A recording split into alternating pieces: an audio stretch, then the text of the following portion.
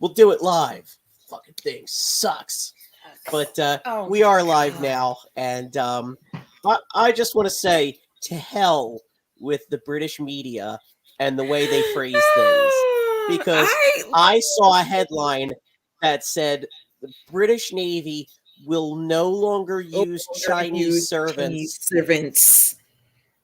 That's designed to make us go, what the hell? Is Britain just Britaning? Is Britain just Britaning? That's what it's like. Every time people are like, oh, the U.S. is so racist. Why is it whenever the U.S. does something racist, Britain's like, oh, hold my beer. Well, where do you think they got it from? We just they fired the man from his job, but it's okay because now they're going to put him in a museum. Well, no, they'd only put things that they stole from others. So no, he's not going in a museum. They'll be putting him in the Tower of London. I think the thing that boggles my mind. So the story goes that they have this tradition for using Chinese laundrymen on their ship. Yes. Why this is a tradition specifically? Listen. When it comes to Britain and its navy, remember at one point it was said that you want to know what made them so successful and so legendary? Rum, sodomy, and the lash. So they're kind of replacing, at least the lash part with low-paid Chinese contractors, or rather low-paid Nepalese contractors. The entire idea that the British Navy has some sort of tradition that they have to have Chinese laundrymen is like Hollywood's idea that an inspirational high school story has to have a black janitor. That's probably magic, but we don't really know.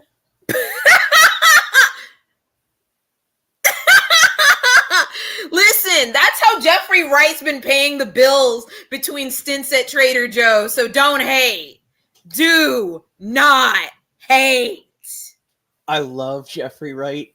And in fact, I think I have talked your ear off before about how much I hate that they wasted him on What If in the Marvel Cinematic Universe. Listen, Jeffrey Wright in general is a talent that people do not do, that Hollywood still doesn't know what to do with. Like, I'm looking forward to that movie that he's going to do with Issa Rae. I'm like, it's basically a bougie satire about what people from the wider world expect from black art and black artists. I saw the ad for it. I'm very interested in seeing it. And I mean, I would see anything that Jeffrey Wright is in. The first time I ever saw him in anything was Casino Royale. And I thought, for a guy whose role is strictly support, he's somewhat magnetic. I thought that is the Felix Leiter I want the spinoff for. I like everybody, but no, that's the Felix Leiter that I want the spinoff for. That's the Felix Leiter that deserves his own movie. To me, there are only two Felix Leiters that ever had charisma on stream, and there was David Hedison and Jeffrey Wright. All the other Felix Leiters were forgettable. Does anybody remember? Okay, Jack Lord is memorable as Felix Leiter because he's Jack Lord, not because Lord. Yeah, there was nothing really compelling about his particular turn as Felix Leiter that made me go, "Oh shit, this is gonna be good." There was nothing. Okay, yay, Felix is here. Basically, if you can't get anything more out of me other than "yay, Felix is here," then bitch, no, you are not a compelling Felix Leiter. I said what I said. Imagine the flip side, if they did a sort of flip side of License to Kill, where it is Felix Leiter's revenge story instead of Bond's revenge story. That would actually call for Jeffrey Wright. Yeah. That would 100% call for Jeffrey Wright. Jeffrey Wright would eat it down. Yo, I watched that. If I watch all of that. Honestly, if Robert Davi hadn't gone insane, they could just bring him back. Yeah, honestly. See, this is what happens when you go right-wing, people. You go do this shit. No one wants to see you again. I've seen clips of that Robert Davi Hunter Biden movie, and it's something. I've heard. I've not sullied my eyes with this. I'm just feeling like, are they just like this because Hunter has a big dick? There's a certain element of like, they always do love presidential family train wrecks. I mean, since the days of Billy Carter. Yeah, Hell, this is true. Since the, you know, and since then there was probably since dealing with rumors of Lee Radziwill and Jack Kennedy's family, and the fact that Jack Kennedy poor Jack couldn't keep it in his pants, and he had a suspicious male roommate that was in love with him. Yeah. Miss Lee? I love Miss Lee. Miss Lee is an admirable icon. I think there is a certain element where people absolutely, and I think it's the one thing. Now, the obsession with trying to pin criminality on Biden and Hunter defies all the evidence and rationality at this point. That's just to create pressure so that he'll relapse. Yeah. But the base level of obsession with presidential, like, family fuck-ups, I think is universal. Oh, yeah. Like, everybody, like, I mean, think about the fact that we have been freed from the royal family for damn near 3 centuries. But, like, bruh, the fact that there is the rumor that Kate and Will might be on their last legs, that rumor is not going to die.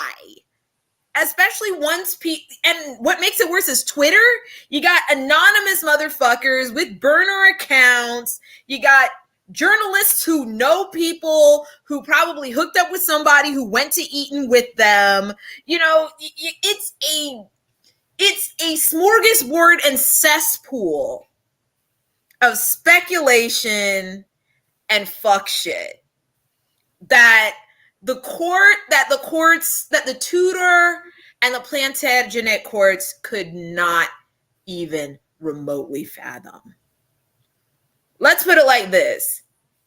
If Anne Boleyn existed in the time of Twitter, she would not be dead. She would have a podcast co-hosting with Meghan. And it would be a riot. It would be horrible, and we would love it. Because who doesn't love a good train wreck, and who doesn't love a good survivor story? I would love to see what would happen if Mary Shelley had a podcast. She would have some tea to spill. Oh, God. If Mary Shelley had a podcast, she would be co-hosting it with the Boulets. Let me tell you about Byron. Exactly. And I have a feeling, yes, it would be one of the hottest selling it would be the hottest LGBTQ podcast known to man. People would be fighting to get on it. Billy Porter would be fighting to get on it. Like, half the cast of Dragula would be fighting to get on that podcast. And I'm right. This royal family drama is never ending for me. And again, as I repeated, the only reason I am on Harry and Meghan's side is because I hate them all so much, and they are really airing the best laundry. And they're the ones who were smart enough to get out while the getting was good. In other words, will the House of Windsor collapse tomorrow? No. Will it collapse in 25 years? Bitch, it might. Well, I mean, isn't Charles heading to Kenya right now? Yes! He's supposed to go with the I'm sorry's about the Mau Maus and all this other shit. Nah, they've got to pull a red wedding on this one. I'm like, I need a protest. What's the point of listen, Jamaica protested. Guyana protested. Yes, that was William and Kate, and people have their own reasons to hate William and Kate, but nah, you got, bruh, I'm hoping that we get some good ass protests. I'm hoping for the red wedding. You're going for the gold. I'm looking at this realistically. I'm like, I need some protests. I need some people to get arrested. I need some I mean, there's so many things to protest. You might as well throw this one in here. Don't stomp on my dreams. I'm sorry. I'm sorry. My own legacy of surviving in a family linked to a family that has survived colonialism from these people. I have to be the one to hand you your realism and be like, no, just hope for a really good protest and some really clever ass signs. I do particularly love when they get up close and personal reminders that people don't like them. Yeah, that's always that is my favorite. One of my favorite things. On one hand, I know they know, but I need them to see that we know. That they know. I think it's the fact that they need to see it because everything in their lives is so choreographed. Everything in their lives runs on there's a reason why an actor like Megan thought she could fit in, because she knew everything was choreographed. Everything had a routine. Everything had a order of things. Let me get my binder and rehearse. On some level, I don't know. But she thought she could handle it better than she did, or she wasn't prepared for the level of it. But I think she wasn't prepared for the level of it. I think what it is she literally went to the Aboriginals and asked them if they still threw spears. And still had bones in their noses. This guy just openly says it in front of everybody. What do you think he's gonna say in private? Like, people honey, are all like, oh no, they would never go and worry about the color of their grandbaby. What the fuck do you say? Of course they would. I'm surprised they didn't say it out loud. I'm surprised it didn't end up a tweet. Oh my God. Yeah, like I said, she walked in with a slight idea, but I don't think she had an idea. She fell for the propaganda a lot of Black Americans fall for, that Europe is less racist. No, it's just Europe is less loudly racist. They've had a 500-year head start on us in how to be racist. They don't even need law. Let's put it like this. They are so good at it, they don't even need laws anymore. I think that a lot of it comes from people in America thinking that our racism is tied together with slavery, with chattel slavery. Yes. In a way that is more like, this isn't a chicken or the egg thing. They're just like, the slavery as it existed was a function of the racism. The racism wasn't a function of the slavery. So it really doesn't mean that slavery can't be like astronomically horrible in places that had abolition well before we did, or, you know, has managed to like, or have more robust hate crime laws. In fact, having more robust hate crime laws in many makes them more clever. Might be a sign that the racism is horrifyingly bad. That's what I'm saying. That's what I said. Europe, they've evolved. Their racism has evolved past the point where they don't even need laws. They've got codes. They've got titles. They've got things that are grandfathered in. They've got things that prevent illegitimate heirs. There's a lot of bullshit. They've got turns of phrase like grandfathered that has its roots in fucking racism. Like, it's built into the language. Yeah, like I said,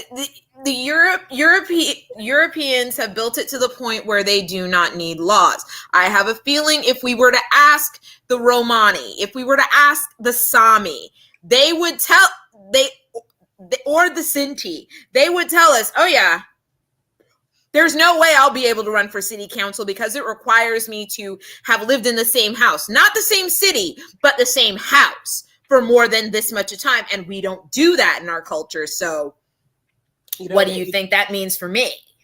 It's a funny thing when people, this big push, and you don't hear about it as much lately, but the big push against, critical race theory, as if they teach it fucking elementary schools, but the big push against it as one of these things, America, I guess, according to them, solved its racism problem, or there's no The such thing fuck as we did. racism, whatever it is.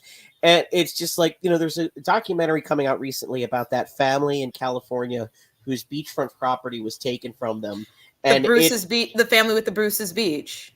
But the one thing that I think, if you don't see, and I mean you as in the audience, not not me individually. I know you know this. I'm if I'm talking to you, I'm preaching to the choir on this one. But like, I have one of the things in law school, one of my papers was specifically on the land confiscation of black families using the changing of intestacy laws in post Reconstruction South. That's how a lot of families in Florida and in other states where some plantations managed to be parceled out and people managed to sharecrop their land into their own possession. Yeah. That's what they did. As soon as the family patriarch or matriarch died, the state seized it because they had changed the intestacy laws. Because these aren't people who are suddenly going to know how to write wills, and who's going to teach them, who's going to do it for them, who's going to tell them, So yeah, there's only so many. There's a reason, and it's not factory farming or big corporations that people of color only make up like a sliver of a percent. I think it's 0.65%. Yeah, that's how much of the ownership of farms in the United States, and damn well that that's not in parity with like demographics. That's like, and you can't, especially considering how a lot of this sort of freed black former slaves made their livings. If they didn't flee to the north, if they had land, most of it was taken from them eventually within a generation or two. Yeah. So because there's only so many people who read law, who read law, and there's only so many people who read law and were willing to work with black people. There were only so many people that read law, were willing to work with black people, and were willing to take a bushel of this, a bolt of that as payment. Of course, another bar to entry is going from reading law to the establishment of bar associations and the need for licensing and a formal legal education. Critical race theory is something that is taught in law school specifically for this reason, and the legal profession itself is part of that history. So, the whole thing about licensing in and of itself is one of those things that when you really think about it, on one hand, licensing is great. Licensing helps keep people safe. But on the other, it's such a fucking bother. And the fact that for many times in many states, to be a licensed cosmetologist, you didn't have to know shit about black hair or skincare.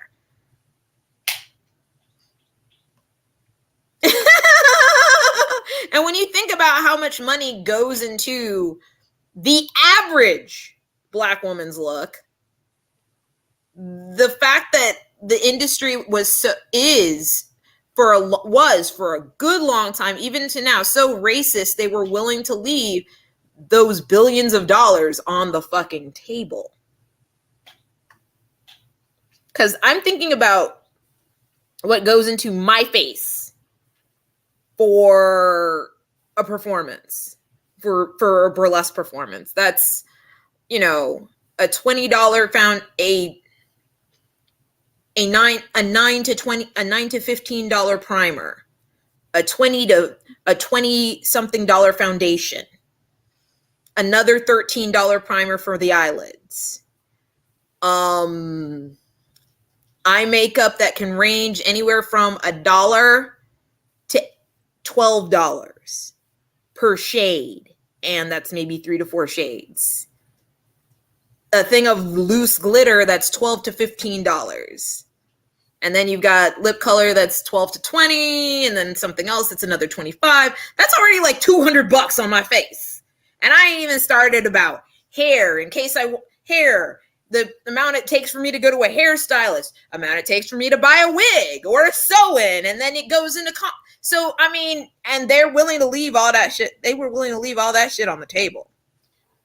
I mean, it's every industry too. It's like cinematography and it's digital facial recognition. Oh God, AI. The fact that AI is still so behind with the fact that no one really wants to talk about the fact that AI is still so behind and so trash. I think it's really funny how the misinformation that we're seeing in real time with the Israeli-Palestine conflict, war. It's absolutely astounding. You'll see, propaganda accounts posting like clearly AI pictures, even official government spokespeople posting AI. Yes, I saw that. I saw it, and I'm like, what in the Lovecraftian fuck shit did I just see?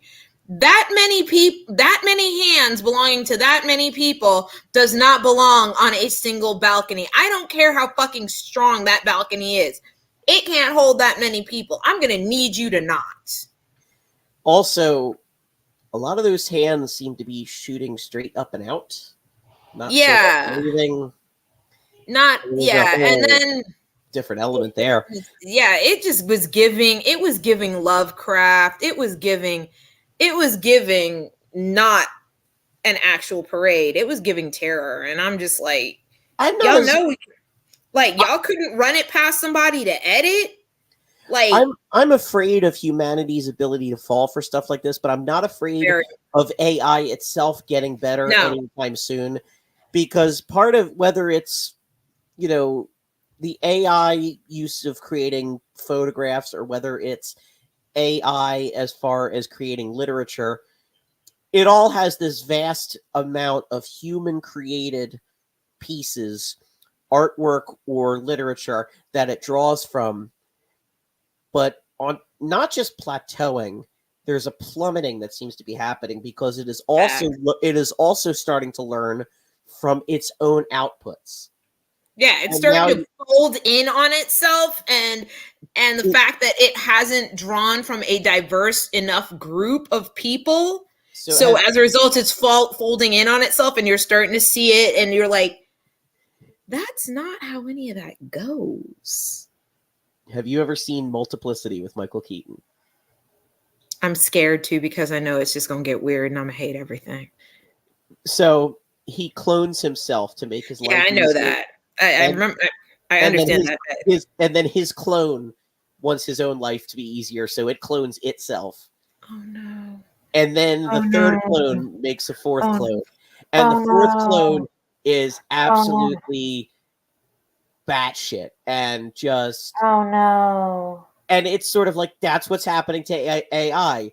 And a lot, I mean, the line for the movie is like, it's like, why is he so, what's wrong with him? It's like, well, you know how when you make a copy of a copy of a copy, that is what is happening with AI.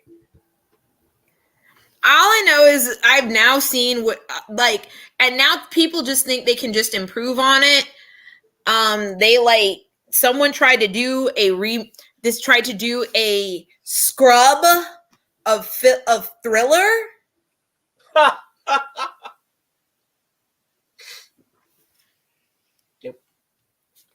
I basically was like, don't do that shit again. Michael Joseph Jackson did not deserve that. I'm like, in order for Thriller to work, it needs the noise, it needs the visual noise and graininess to work. Stop scrubbing shit. The grain and the noise is why it makes sense. The grain and the noise is why Winning Time was so goddamn awesome, and now I'm still mad at them for canceling it. This is why I feel that cinema is just going through a phase. I don't mean to say that digital cinema is going away, but I do mean that currently the holdouts for filming on film are people like Christopher Nolan, and to a certain extent Scorsese. He kind of goes back and forth. Yeah, Scorsese But I think will not go digital. I think film is going to make not a total comeback, because you see what happened with vinyl. It's not like vinyl took all of the market share. It just grew back.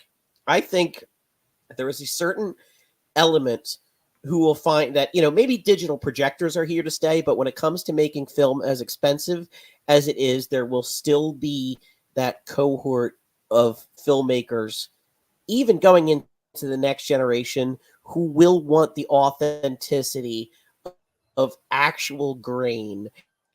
Yeah, I can definitely see your 24 frames per second and of I can see CinemaScope aspect ratios. I can see your Robert Eggers still doing that. I'm sorry. I know. I mean, Robert Eggers kind of is a little pretentious. My roommate fucking loves The Lighthouse, and I get it. But, there for your Robert Eggers will definitely, and I'm not going to spoil it for you. Well, I've seen The Witch, and it was a great movie until it wasn't. Like,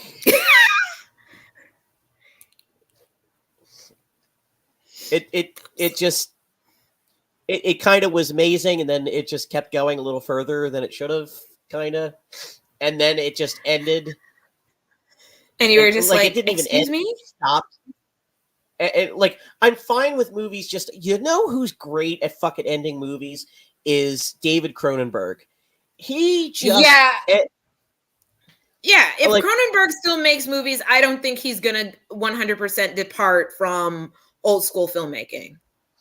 Just like I don't think he'll depart from practical effects. I think he'd rather throw himself on a prior than give up practical effects altogether. The most recent one of his about the plastic surgery and all that stuff, there was a lot of digital effects in it. It was really it was a disappointing movie. Yeah, I think if he still decides to make movies, I think he'll go back to practical effects, because the man, I'm sorry, he does too much body horror to be sitting here relying on digital. There are certain things that you really need camera on flesh or camera on latex to get right. There's only so much you can do with digital. I hate to say it. I hate to be that person in the room, but yeah. Honestly, I think there's a point that if he's still alive, he's going to actually be like, nah, bitch, I need to go back. James Woods did not pull a gun from his giant prosthetic chest vagina in order for everybody to start making digital version of fuck James Woods, but you did not lie. I'm sorry. Listen. Look, if Tom Savini did not go through this shit for y'all to forget he existed, man. The fuck you talking about? Tom Savini's greatest work, in my opinion, is as an actor in Planet Terror, because it just, I don't even know what to say to that. I'm this close to yelling this to my roommate that, hold on, let me yell this to my roommate. Yo. Ren said Tom Savini's greatest work was as an actor in Planet Terror. He was really good in From Dusk Till Dawn. He's trying to he's offering Till Dusk Till Dawn as his counterpoint, which I've seen Dusk Till Dawn. I'm sorry, I accept that counterpoint. 25 years ago, I actually exchanged several emails with Tom Savini, because I was a teenager who wanted to be a filmmaker and who was interested in doing my own practical effects. And these were in the days before, social media. And you just, so I got his email and reached out to him and asked him, hey, what's the best way to make a gunshot wound appear in someone? And he explained, for low budget, painting the skin around a shirt button with a string attached to it, and with blood underneath it, with redness and blood underneath it, and then pulling the string and pulling the button out really fast. He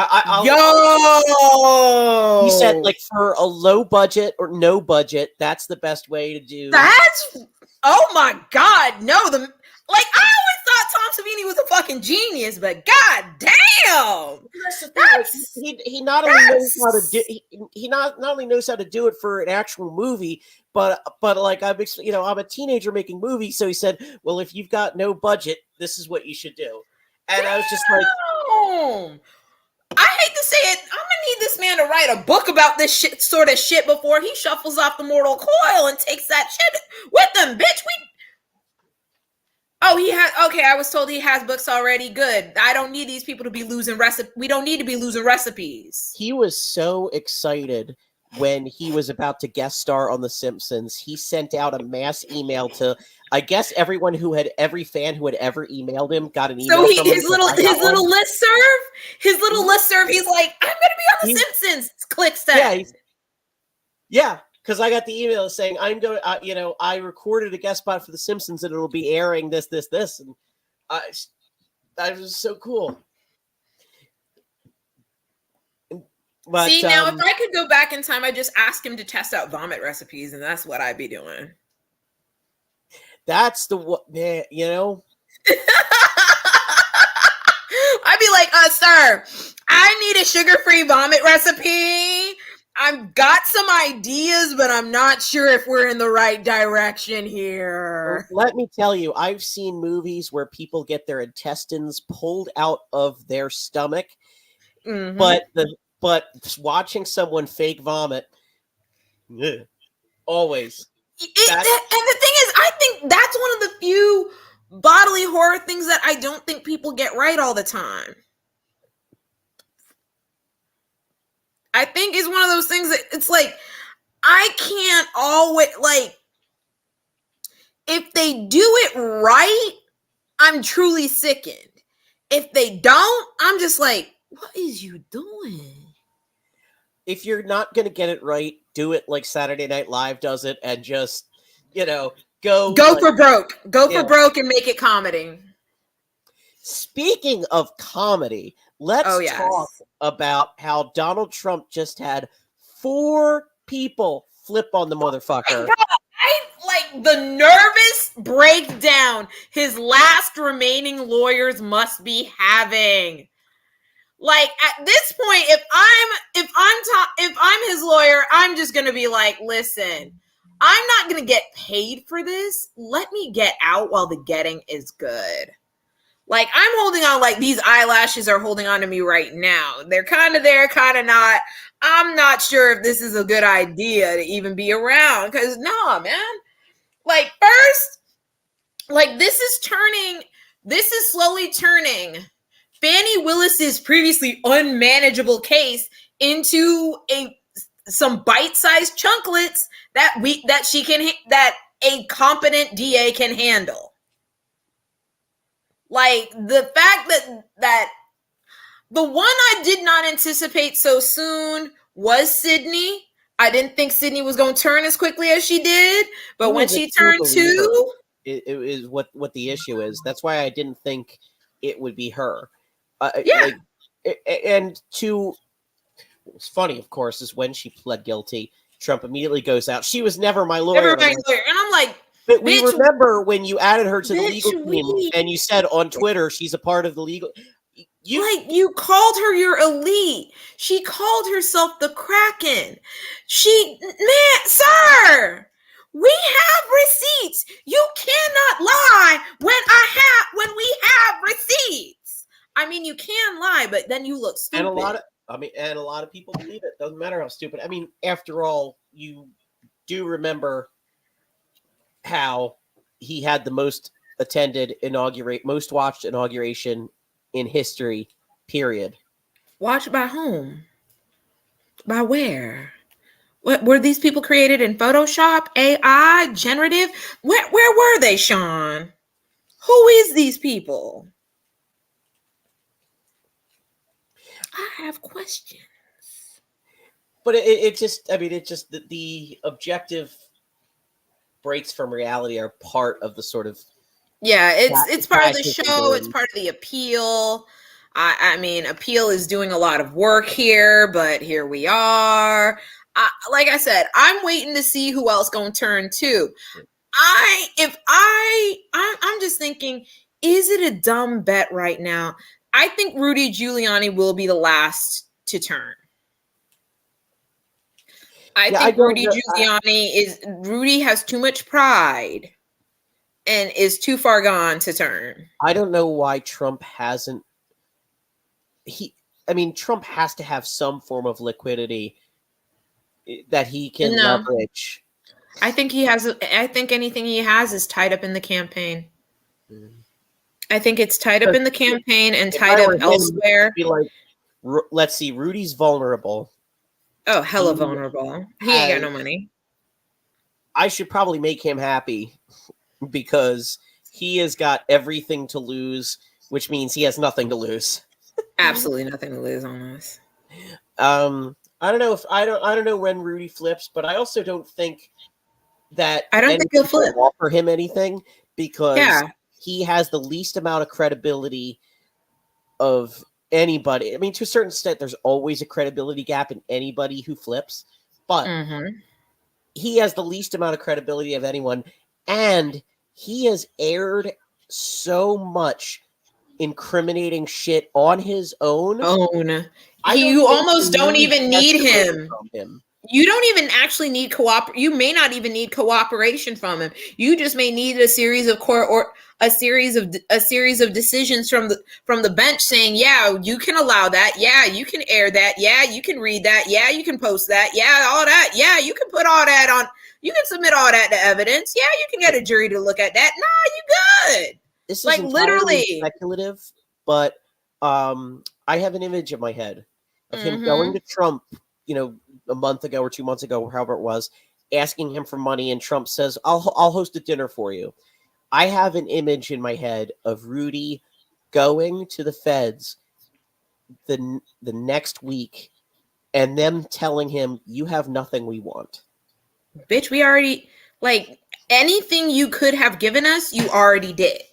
Like I said, Rudy, it's just going to come down to a judge banging their gavel and saying, yeah, you can admit that. Yeah, jury can see that. Yeah, you can read that in court. Yeah, the jury can look at that. Yeah, well, that can go into evidence. Yeah, you can do that too. Yeah, that can come in. I got you. Here's an element that I can't wait to tell the younger generation in 40 years about all this bullshit that was happening. When you're an old retired law professor. Adjunct, instructor. I'm just going to be retired attorney. I am not going into education. I have seen how they treat educators. No, thank you. I tried. # I have a lot of respect for people who do it because I couldn't. But anyway, when I am also, I don't even retire is such an ugly word. And let's be honest. I don't think we as a generation are going to retire. I think we're going to just shift into. We're going to shift into more flexible work, less structured. We're going to shift into less structured career opportunities. There. Retirement is a myth that the boomers, pretended to get us into. Like I said, we are going to just simply shift into less structured employment opportunities. That's what we're doing. But anyway, part of this, the last, ever since he came down that escalator in 2015, the last few fucking years, I think one of the things that's going to be so hard to explain to the younglings 40 years from now is that Trump's personal lawyer would go on news shows and just confess to crimes that he did. Oh my God. Yeah. That's going to be one of those things that when you're the old person in the law library, no, I'm not saying that you're an educator or anything like that, but when you're the old person in the law library, I will have pawned all of my law books by then. That's why you're gonna be in the law library, because you using them. You going in for reference. You going in for reference. What's funny is I do contract law. So someone would, every once in a while will email me. It's like, I have this question about, property law. I'm like, what the fuck do I know?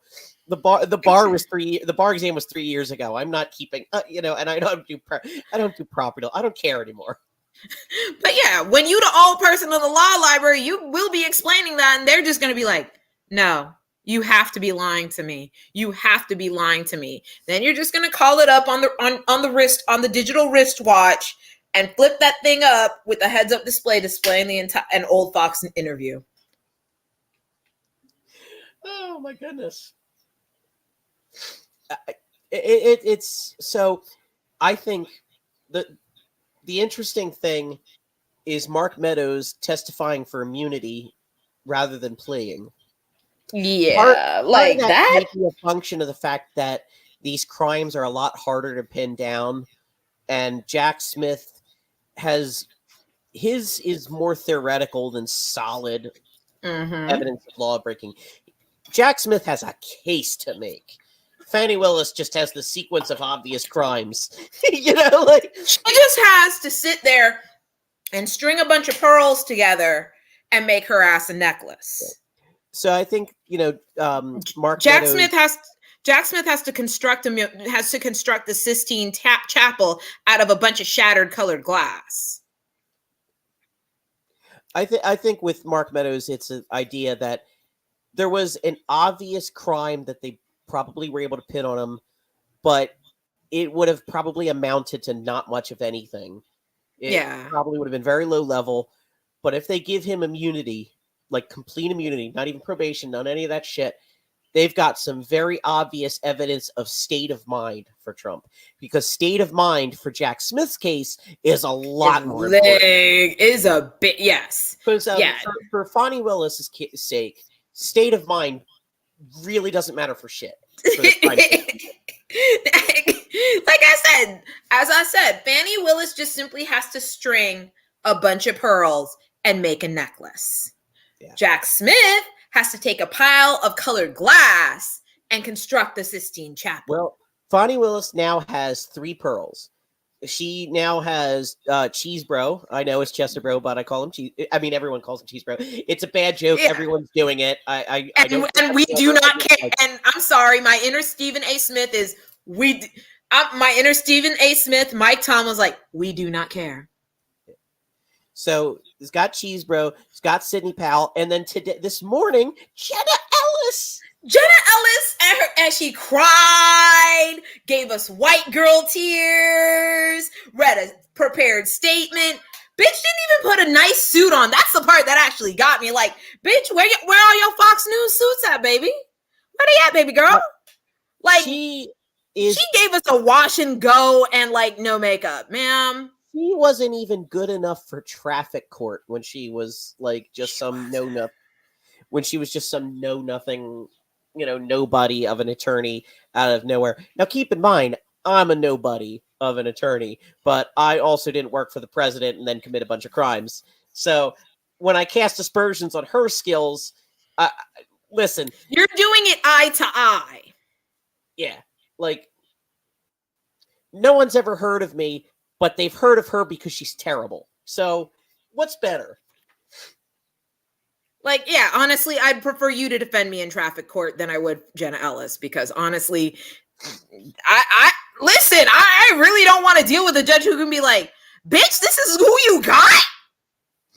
Rather than, hello, your name is, okay.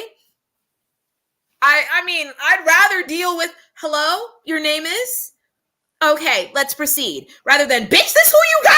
Is you serious right now? Nah, we're not doing all that. We do not do that here today. So yeah, I'd rather have like the judge just simply look, be like, okay, all right, she brought a lawyer, whatever. I don't know. Just somebody. Like, yeah, she brought somebody. I don't know who it is. Versus she brought that bitch. Who does she think she is? The amount of sanctions and disbarments that have been collected. Epic. I'm sure whoever gets to type up the sanctions and sanctions is having a field day. Whoever is sitting there at their computer typing up the sanctions is like, what the fuck, bro? Do you know how bad your conduct has to be to get fully disbarred? I will tell you, you get notices every once in a while when someone has been suspended or, taken from the bar, because, anytime it Yeah. happens, it gets written up in, Yeah, but it's in industry. dry record keeping speak. Okay, But the so thing is, usually you'll see that someone got suspended for X number of years. Usually it's 1 year, sometimes it's more. But mhm. for like mismanaging funds or things that are like that should totally get you disbarred, but they are really lenient on attorneys. Of Like, course. seriously.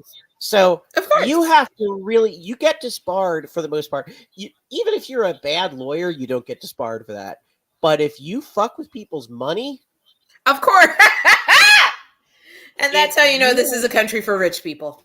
if you mess with other people's money, if you move funds from where they're supposed to be to somewhere where they're not supposed to be, you are fucked. But even Alex Murdaugh, line 1. Oh yeah, Alex Murdaugh, line 1. yeah, Because yeah, it's basically the number one thing that can get you suspended or disbarred.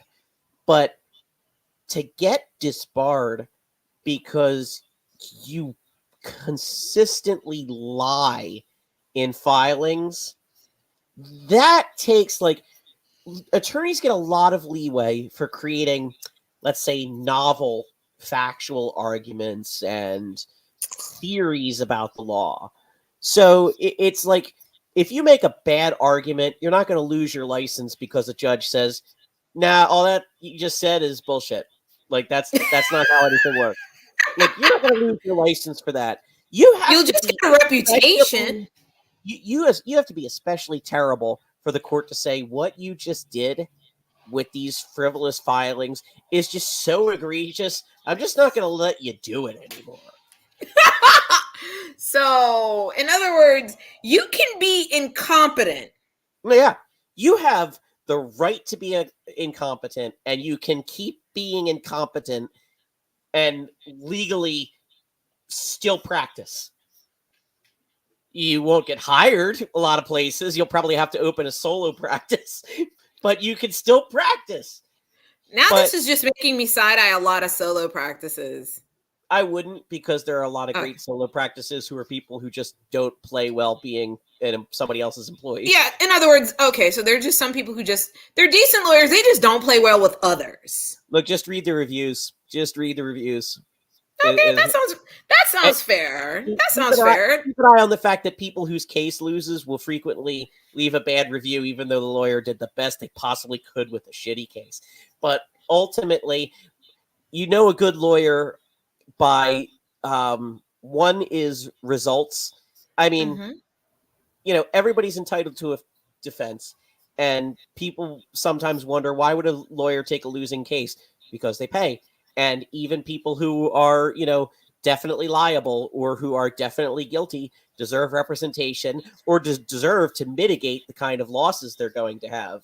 Or And if somebody's a really competent lawyer and they have money and they already have money, maybe some of them just like a challenge. Yeah, there's that too. Because, I mean, there's a lot of, if you accidentally put your car into reverse when you meant to put it in drive and damaged your neighbor's property because it went over a thing and like did all this stuff, and you're looking to really try to mitigate your liability, look, it may be a case where you're going to be liable for something, but you definitely want as good a lawyer as you can, because if there is an angle to limit your liability, you want that. So with that in mind, you look at the reviews of the attorneys and you take the bad reviews with the grain of salt, but also take a look. Do people say, are they good communicators? Do they keep you updated? Because the thing about the law is it moves very slowly and updates are few and far between. Yeah. So it's good to have a lawyer who, will tell you and manage your expectations and tell you, we are probably not going to get any news for the next 3 months. Okay. Rather than just ghost you and be like, oh, hey, we got 3 months later, you just finally hear from them. Oh, hey, this thing came in. So, Yeah, in other words, you'd rather hear somebody say, hey, listen, it's going to be very quiet for the next 3.5 months. People are going to go on a recess. People are going to file something under not important. Please understand that for the next 60 to 90 days, you're not going to hear anything from me. Great lawyers manage expectations and communicate well. I think you want to hear if you accidentally run over your neighbor's kid's foot in the car and you go to a lawyer and you say, can I get out of paying anything? You want the lawyer to say, no, you fucking can't get out of paying anything. But I'll represent you and try to minimize. Yeah.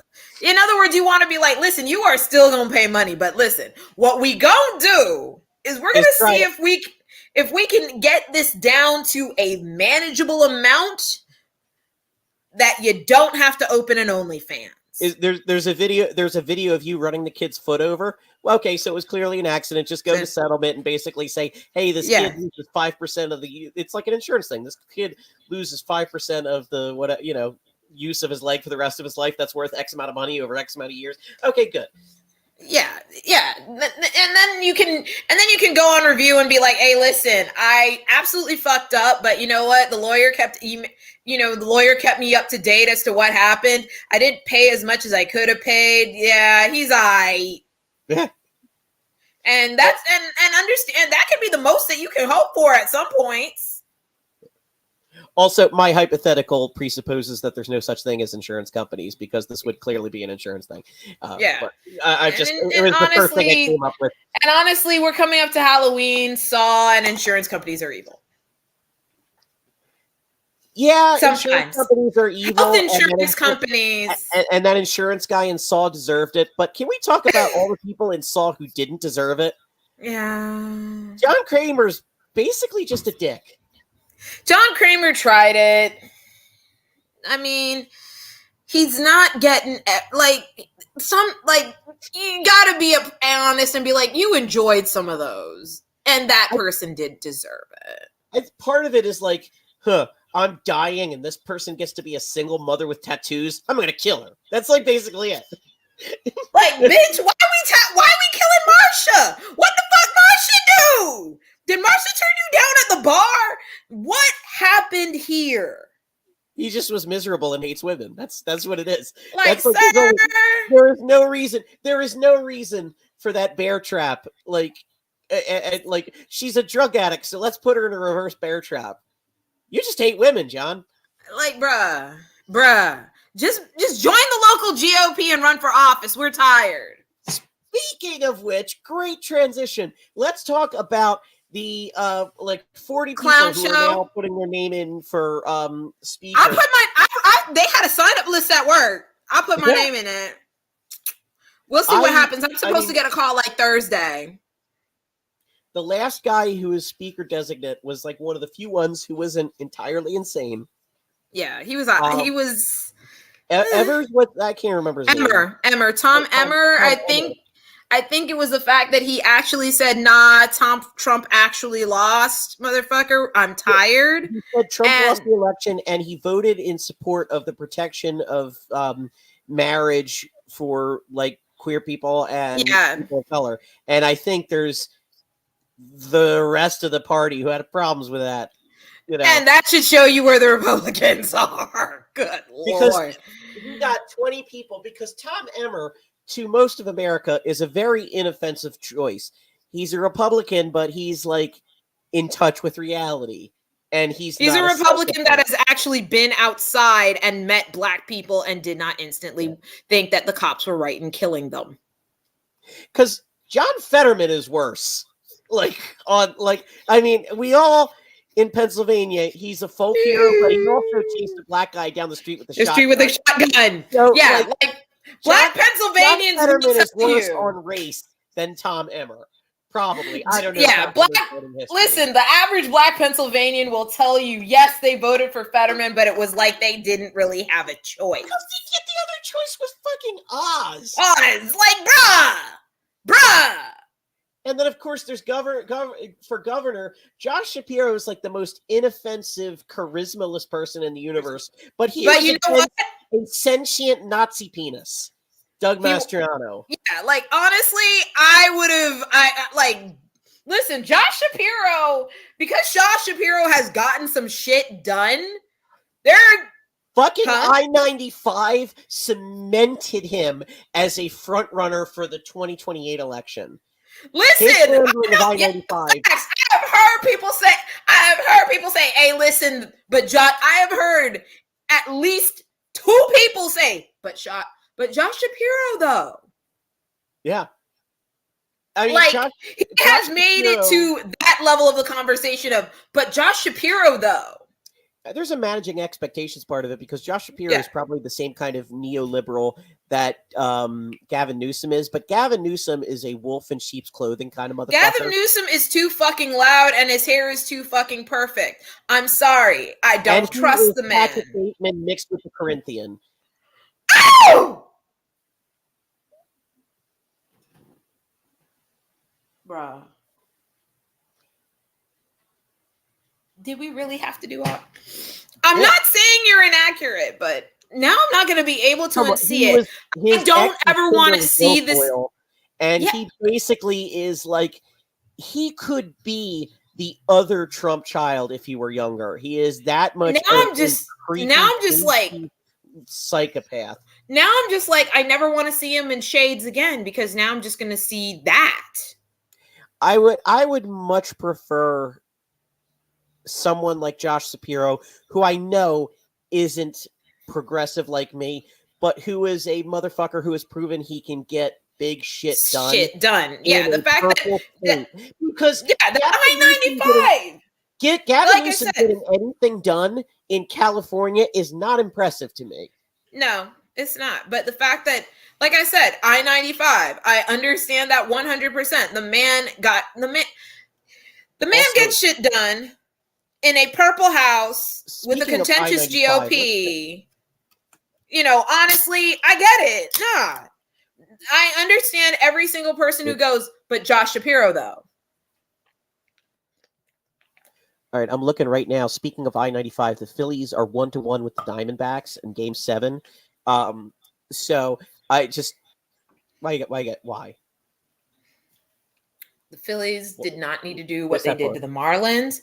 The Phillies did not need to do what they did to the Marlins, and I'm like, Atlanta deserved what happened to them. Damn, they need Philadelphia came like General Sherman and just shut them down. Damn. The fact that I know that somewhere a Trump supporter lost their boner because of it. Wasted all that money on Cialis they bought off Fox News commercials.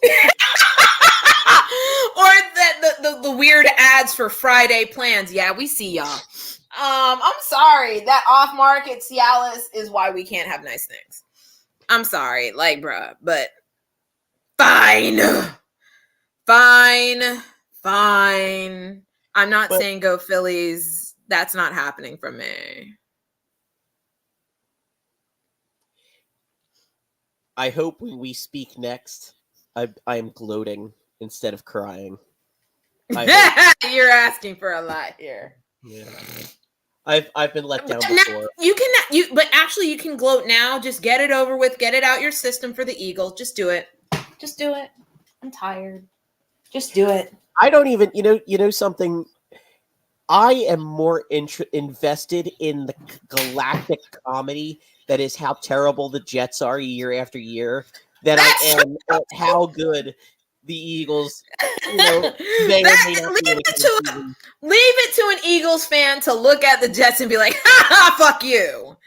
Leave it to an Eagles fan to be like, to look at the Jets and be like, ha, fuck you. Like, I want to like Robert Saleh. I really do. We've got a Kelsey. Who you got? Aaron Rodgers? You know what? I can't even. Man, fuck Aaron Rodgers. Fuck him. The universe already did. Like I said, cosmic growth. I hope Taylor swallows. Sorry, Swifties. I said what I said. I'm really sorry, Swifties. I said what I said. Stop trying to get canceled. But like I said, well, I hope she does whatever he enjoys and she enjoys it too. How about that? I hope she does. Conversation. But like I said, yeah, y'all got a Kelsey, a whole Kelsey. And I had to bring up Travis. Why am I like this? I can't be taken nowhere nice. Now I'm wondering if Taylor's going to show up at that fucking game in Frankfurt, Germany. Why not? Hope not. I think I don't need that right now. Is enjoying trolling the people who are mad at her. That is true. I do believe that there is you know what? I'd probably like Taylor Swift more if she leaned into her inner troll more. If she leaned into her inner troll more, I probably would get more of a kick out of it. In other words, if Taylor Swift dressed up as Marsha Blackburn for Halloween, that would, listen, I would stand that woman for life. I would fight for her. For me, it's, I am... If she dressed up as Marsha Blackburn for Halloween, scary hair and all.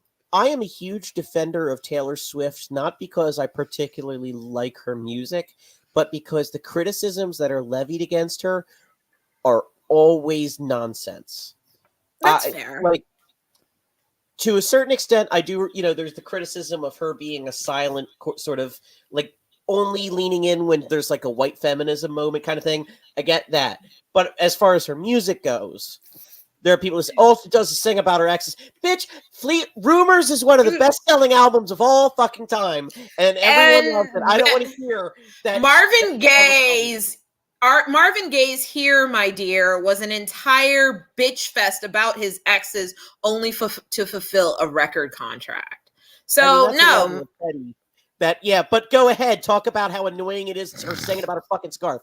I'm sorry. I'm sorry. The line, "It's me, hi," that is a great line. I'm not saying she deserves Grammys for the rest of her life for it, but she does deserve her flowers for that line. That is a wonderful line. Yeah. There's also the criticism that people levy that I've heard is that all her music sounds the same, but this is said by people whose favorite bands are bands like AC/DC. So it's sort of like, well, of course it's like you almost want to say, of course you'd know what it's like to like something that all the music sounds the same. I'm sorry. I'm a former exotic dancer. I know. I have danced to more than my fair share of motherfucking AC/DC. And Nickelback. Oh God. I have done some things that I am not proud of. Nickelback, bro. Oh. Well, we all make mistakes. Yeah, hey, listen, the money was still green, the money's still spent.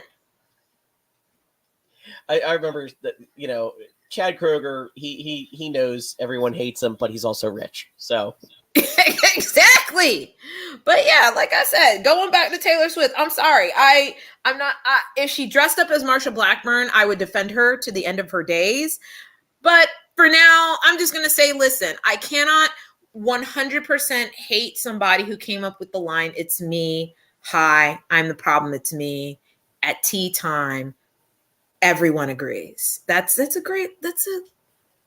good. That's some good shit. I'm sorry.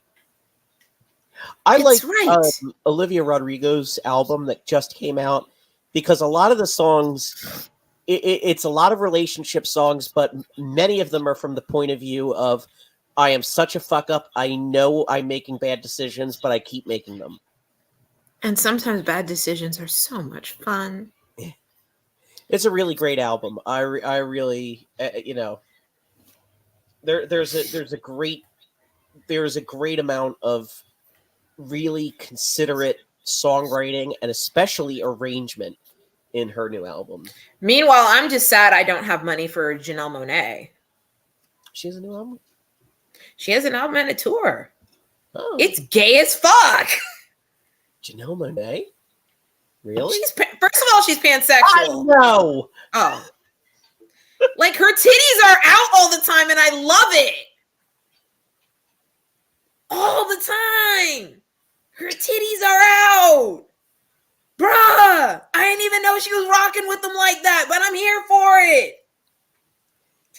Please stop trying to get me canceled. I'm sorry. But no, it's a great. It's a good album. I'll have to listen to that too. In the meantime, the next time we meet, there probably won't be a speaker. There will probably still be an incredible amount of horribleness going on in the Middle East. Of course. Probably a few more people will turn on Trump. I am hoping for. I want to like. I need the two black people to see the light. Y'all saw what happened to Enrique Tarrio. They threw the book at that man. And they're trying to throw more. The feds are appealing his sentence because they think it wasn't harsh enough. I'm sorry. That was a wicked witch. That was a wicked witch cackle. And honestly, I shouldn't apologize, but I do apologize for it. Out of all the things I have done tonight that nearly got you canceled, I'm apologizing for the wicked witch laugh. What the fuck is wrong with me? I will say that I think I don't know how many more deals they're willing to make. So I think there's a lot of people who have called their lawyers who have probably refused deals already, who said, tell them I want in, tell them I want back in. Yeah. So we'll see if there are any more deals to have, because with, what was it, 17 or 19? It was 19. Yeah. And 3 guilty pleas in that case. So I don't know. I'm sure they're looking for a couple more. Yeah, I think she's hoping to get it down to 12. I don't think she'll get as many as 7, but I will not be shocked if that's probably in her head, her target number. I think she really is aiming for Walt Nauta. I think, I mean, that's the white whale of, like, because he's a true believer. Wouldn't Walt be more Jack Smith's problem than Fannie Willis's? Am I? Oh, that's right. He's the documents case. I cannot believe I just did that. Well, listen, there's a lot of cases. There's a lot of cases. I'll take that out. If you were if you could afford a paralegal just to keep them shit straight, you would. I just can't believe I did. I can't believe I conflated the. Listen. It's a lot of there's a lot of this is unprecedented times. There's a lot of presidential misconduct to keep track of. So honestly, in fairness, there's always been, he's just been the most stupid and brazen about it. That's fair. That's fair. Like, what do you want? You want to just like start putting presidents in jail? I'm like, yes. Yeah, I would really love that if the presidents knew they could just go to jail. Oh my God. That'd be an interesting way to see if they behave. I mean, I think that basically every president that's still alive, except for Carter, should be in jail. I don't even know what it's.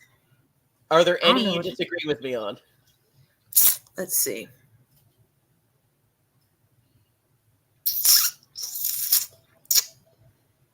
Now.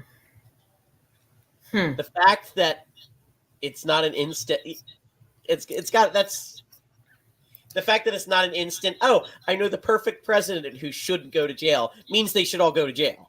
No, it's more a matter of maybe not jail, but ankle monitors. If we can throw some ankle monitors out on the table, I would say probably we could throw some ankle monitors into it. Then I could see some people coming around on that shit. I mean, the thing is, like, even with Clinton, I feel like he should be in jail just for like bombing Serbia to try to distract from the fact that he was going to get impeached. That is true. And also, I mean, I guess with Obama just didn't really think about the fact that you're just doing what all the other presidents do, and we're not, and we didn't elect you for that shit. It's like there's an escalation of the war on terror tactics that he didn't kill as many people as Bush is responsible for killing, but he totally still expanded the scope of the war on terror. And yeah, in other words, the destruction of property edge of things, then you'd be like, hey, listen, on the extrajudicial murders and the innocent civilians that were also killed in those extrajudicial killings, bombing weddings and stuff like that. Like, he was like, the total number of deaths were less than Bush was responsible for, but he expanded the scope of the way we killed people and made it more, it was like more war crimey, just less total war crimes. I don't know how to. In other words, he was making sure that, please forgive me, we got as much bang for our buck as possible. Pretty much literally. Huh? Pretty much literally. These Raytheon isn't going to just pay, cut their own checks. Well, now with that happy subject, we should probably call it an end. But speaking of war crimes, let me just check here. It looks like breaking news: Henry Kissinger is still not dead.